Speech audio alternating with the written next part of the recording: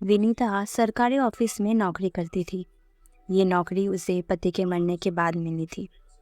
वे बहुत ही छोटी सी उम्र में ही उसे रतन को छोड़कर चले गए थे। उसने अपने बेटे को पढ़ा लिखा कर अमेरिका भेजा। ये उसकी ही मर्जी थी। यहाँ वह अकेली ही अपनी ज़िंदगी बिता रही थी कि एक दिन बेटे ने कहा कि वह अपने साथ काम करने वाली अस्मिता से शादी करना चाहता है। वे बेंगलौर के हैं। उसके माता पिता आपसे मिलने आएंगे। रतन के कहे अनुसार ही अस्मिता के माता पिता आए, शादी तय कर दी। लेकिन उन दोनों को यहाँ आने में दिक्कत है, इसलिए शादी अमेरिका में करना चाहते हैं। विनीता का वीज़ा नहीं बना था, इसलिए अपने इकलौते बेटे की शादी में वह शामिल नहीं हो सकी थी। अस्मिता के माता पिता ही जाकर आ गए थे। उसे बुरा ज़रूर लगा था, लेकिन उसके पड़ोस में रहने वाली सुमित्रा से उसने बहुत कुछ सीखा था। सुमित्रा के परिवार में 2 बेटे, 2 बहू और दोनों के दो बच्चे रहते थे। सुबह उठकर सब नौकरी पर निकल जाते थे। वह खुद पूरे घर का काम करती थी। उन सबको टिफ़िन बॉक्स देना, बच्चों की देखभाल सब करती थी। फिर भी आए दिन पति या बेटे उन्हें कुछ ना कुछ कहते रहते थे। विनीता ने कभी भी उनके चेहरे पर शिकन नहीं देखी। जब कभी विनीता सुमित्रा से कहती थी कि क्या है सुमित्रा, तुम्हें बुरा नहीं लगता है कि सारे काम तुम ही करती हो, उन्हें तो एहसान मानना चाहिए। लेकिन वह एहसान फारमोश है, इसलिए तुम्हें कुछ ना कुछ सुना ही देते हैं। वह हंसते हुए कहा करती थी कि विनीता, अपनों का एहसान कैसा, ये तो मेरा फ़र्ज़ है, और तो और ये सब मेरे अपने हैं। एक बात बताऊं, अगर ज़िंदगी को खुशी से बिताना चाहती हो तो समझौता करना सीखना चाहिए। पति जब कुछ कहते हैं तो हमें उन्हें छोड़कर चले नहीं जाते हैं, बल्कि समझौता करके उनके साथ ही अपना जीवन बिता देते हैं। वैसे ही वे मेरे बेटे हैं, उनकी कही गई बातों को दिल से क्यों लगाना, यही मेरे सुखद जीवन का रहस्य है। विनीता हंस देती थी। उसी समय रतन से फ़ोन आया। माँ, यहाँ आओगी क्या, हमें आपकी याद आ रही है। सुमित्रा की बातों को याद करते हुए उसने वॉलंटरी रिटायरमेंट ले लिया और अपने बेटे के पास अमेरिका चली गई थी। सुमित्रा को देखते ही बेटा रतन, बहू अस्मिता और पोता रवि जो 6 साल का था और पोती सृजना 9 साल की थी, सब बहुत खुश हो गए थे। एक हफ्ते तक वह अपने पोता पोती के साथ खेलती रही। बहू ही सारे काम कर लेती थी। एक दिन रतन और अस्मिता विनीता के पास आकर कहने लगे कि माँ, अस्मिता की नौकरी लग गई है और वह सोमवार से मेरे साथ ही ऑफिस जाएगी। विनीता ने कहा, यह तो बहुत खुशी की बात है बेटा, मैं बच्चों को संभाल लूंगी, तुम लोग बेफिक्रे होकर काम पर जाओ। उस दिन से उनकी दिनचर्या में बदलाव आया।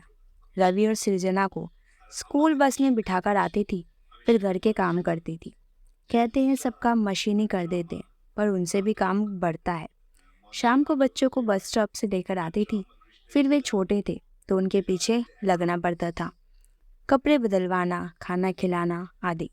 इन सब को करते हुए विनीता थक जाती थी, परंतु वे सुमित्रा की बातों को याद करते हुए खुश रहने की कोशिश करती थी। एक दिन रतन ने कहा, माँ, शाम को आप बच्चों को लेकर पार्क में जा सकती है, आपको भी अच्छा लगेगा और बच्चे भी खेल लेंगे। ये बात उसे अच्छी लगी, इसलिए दूसरे दिन उसने बच्चों की स्कूल से आते ही उन्हें तैयार कर पार्क ले गई। वहाँ बच्चे दूसरे बच्चों के साथ खेल रहे थे। उन्हें देखते हुए वे वही एक बेंच पर बैठकर उन्हें देख रही थी। इस तरह वह रोज बच्चों को लेकर पार्क जाने लगी। वही उसकी मुलाकात जगन्नाथ जी से हुई।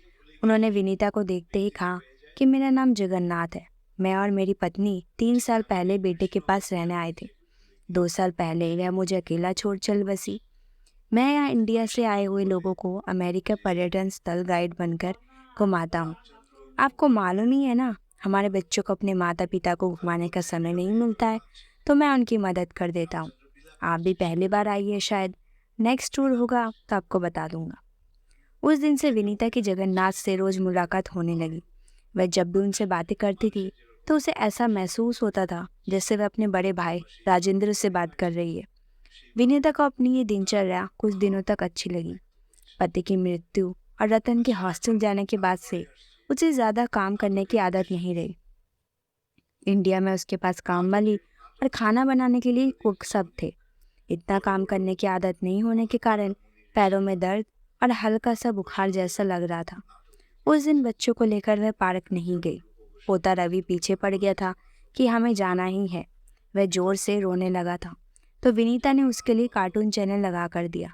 पोती सृजना भूख के मारे चिल्लाने लगी तो जल्दी से उसके लिए दूध गर्म करके केलॉग्स डालकर दिया। उसी समय अस्मिता और रतन भी घर आ गए।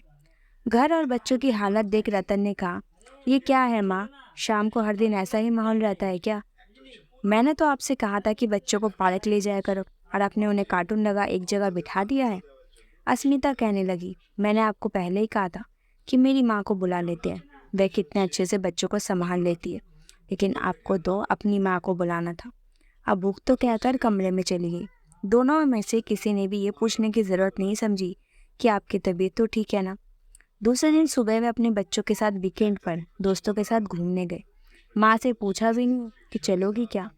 उनके जाते ही शाम को विनीता पार्क में पहुंची। जगन्नाथ विनीता को देखते ही उसके पास आकर बैठ गए। उसे उदास देख पूछा कि क्या बात है विनीता, एनी प्रॉब्लम? विनीता की आंखें भरी हुई थी। जगन्नाथ की सांत्वना भरी बातें सुनकर उसकी आंखें बरस पड़ी। जगन्नाथ ने थोड़ी देर उसे उसके हाल पर छोड़ दिया, फिर सारी बातें सुनी। वीकेंड खत्म होने के बाद जब रतन अपनी पत्नी और बच्चों के साथ घर पहुंचा तो माँ दिखाई नहीं दी। पूरा घर छान मारा लेकिन विनीता दिखाई नहीं दी।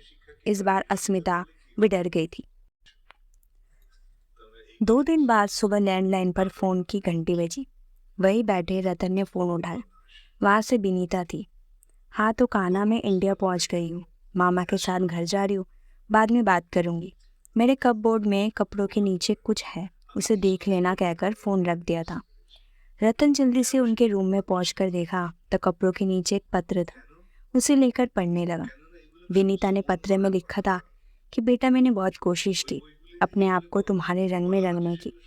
मैं हमेशा सोचती थी कि अपनों का एहसान कैसा, उनके लिए काम करना तो हमारा फ़र्ज़ है, पर अपने स्वाभिमान की बलि देकर नहीं। रतन, मुझे तुम्हारे ऊपर गुस्सा नहीं आ रहा है। मैंने कोई शपथ भी नहीं ली है कि अब तुम्हारे पास नहीं आऊँगी। हाँ, जब तुम्हें लगे कि तुमने गलत किया है, अपनी गलती का एहसास हो जाता है, तो मुझे बुलाओ, मैं ज़रूर आऊँगी। हाँ, तुम्हें लग रहा होगा कि मुझे टिकट कहाँ से मिला, अचानक निकली कैसे। जगन्नाथ भैया मुझसे पार्क में मिलते थे, उन्होंने ही मेरा टिकट बुक कराया था और एयरपोर्ट तक ड्रॉप भी किया। तुम लोगों को मेरा आशीर्वाद, मेरी फिक्र मत करो, तुम्हारी माँ। रतन और अस्मिता दोनों को अपने व्यवहार पर पछतावा हो रहा था। धन्यवाद।